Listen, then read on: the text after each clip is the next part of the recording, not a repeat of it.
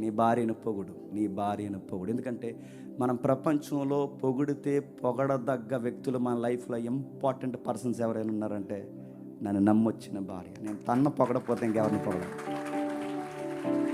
బుజ్జి అంటావో, బజ్జీ అంటావో, బంగాళదుంప అంటావో, నువ్వేమంటావు అనబ్బా, నీ భార్యను నువ్వు ఎంత ప్రేమిస్తున్నా, సీరియస్గా చెప్తున్నా, మీ ఎటకారం తీసుకుంటున్నారు, నేను సీరియస్గా చెప్తున్నాను. నీ భార్యని ఎంత పొగిడితే దేవుడు అంత ఆనందిస్తాడు మిమ్మల్ని చూసి, తెలుసా? అలా ఉండండి రా అనుకుంటాడు దేవుడు. అలాగే ఉండండి ఇప్పుడు. నీ భార్యను నువ్వు ఎంత పొగిడితే దేవుడు అంత ఆనందపడతాడు. పొగుడు, తన్న పొగడపోతే ఇంకెవరిని పొగుడుతావు?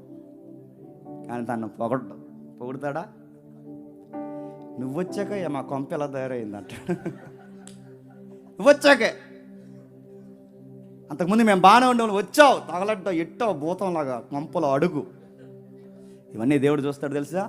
నీ భార్యని ఏమంటున్నావో చూస్తాడు, ఏమంటున్నావో చూస్తాడు. అందుకేనండి ఈ వాక్యపు భయం ఉంటే, ఇది మీకు అర్థమైతే, నీ భార్య నువ్వు పొగట్లేదన్న విషయం నీకు అర్థమైతే, తనని గౌరవించట్లేదన్న విషయం నీకు అర్థమైతే, అలా తిరిగి ఎలా తిరిగి నేను అడుగుతున్నాను, సిగ్గు లేకుండా ఏదో టైంలో సరదాగా సారీ అని చెప్పండి. దేవుని దృష్టికి మంచిది అది.